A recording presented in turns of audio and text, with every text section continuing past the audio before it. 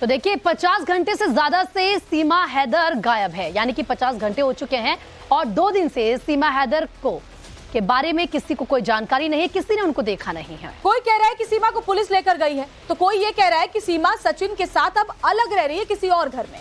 सीमा का परिवार जो कल तक मीडिया से मदद मांग रहा था, अब वो मीडिया से दूरी बना रहा है। दूसरी तरफ सीमा हैदर के केस में अब यूपी एसटीएफ की एंट्री हो चुकी है। सीमा के कराची कनेक्शन को डिकोड करने पर भी काम चल रहा है और सवाल उठ रहे हैं कि क्या सीमा का सीक्रेट सामने आ गया है, क्या सीमा ने सरेंडर कर दिया है, क्या सीमा के खिलाफ 48 घंटे में बड़ा एक्शन हुआ है, जिसका खुलासा अभी बाकी है। सीमा से जुड़े हर सवाल का जवाब आपको हमारी एक्सक्लूसिव रिपोर्ट में मिलेगा।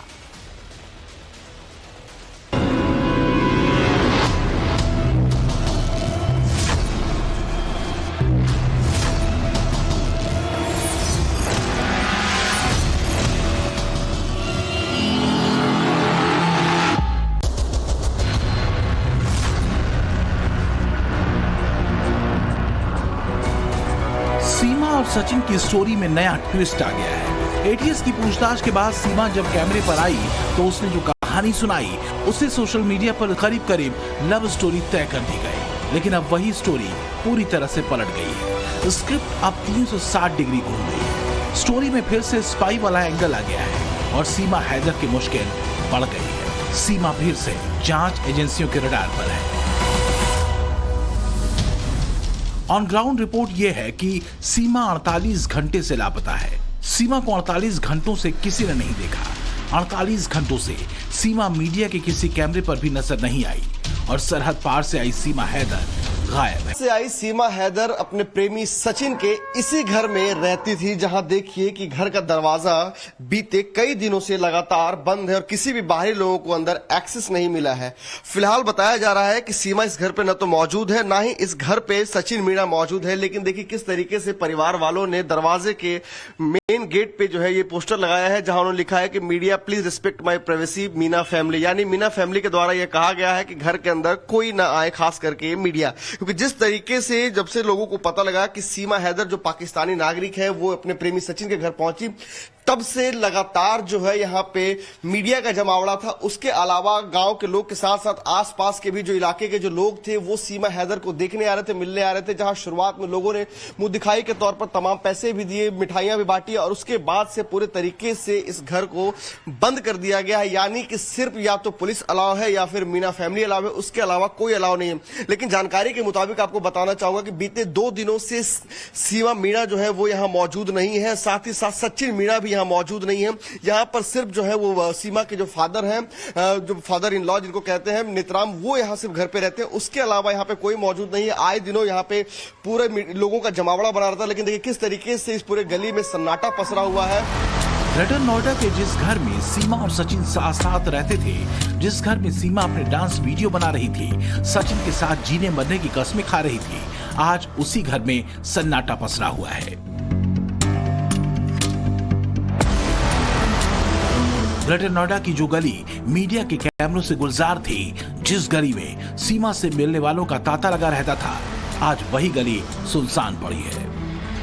सीमा सिर्फ मीडिया के कैमरों से ही गायब नहीं हुई है, बल्कि सचिन के परिवार का बिहेवियर भी बदल गया है। कल तक जो मीणा परिवार अपनी मदद के लिए मीडिया से गुहार लगा रहा था, जिन मीडिया के कैमरों पर सीमा अपनी कहानी बता रही थी, भारतीय नागरिकता पाने के लिए मदद मांग रही थी, अब सीमा और सचिन की फैमिली उसी मीडिया से दूरी बनाने के लिए पोस्टर लगवा रही है। घर पर प्राइवेसी के रिस्पेक्ट वाले पोस्टर चिपकाए जा रहे हैं। सीमा और सचिन के साथ पूरा परिवार सन्नाटे में है। सीमा पिक्चर से आउट हुई, इधर सोशल मीडिया पर सवालों की लाइन लग गई। सवाल यह है कि आखिरकार सीमा मीडिया से दूरी क्यों बना रही है? सीमा का परिवार मीडिया से बात क्यों नहीं कर रहा? क्या सीमा जो कहानी कैमरे पर सुना रही थी, उस कहानी में झोल है?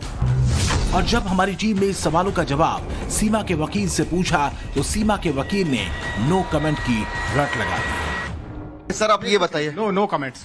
आप सीमा के वकील हैं? No comments. क्या सीमा घर पे? आप ये बता दीजिए सर। No comments. सर ये इतनी जानकारी तो आप दे सकते हैं। No comments.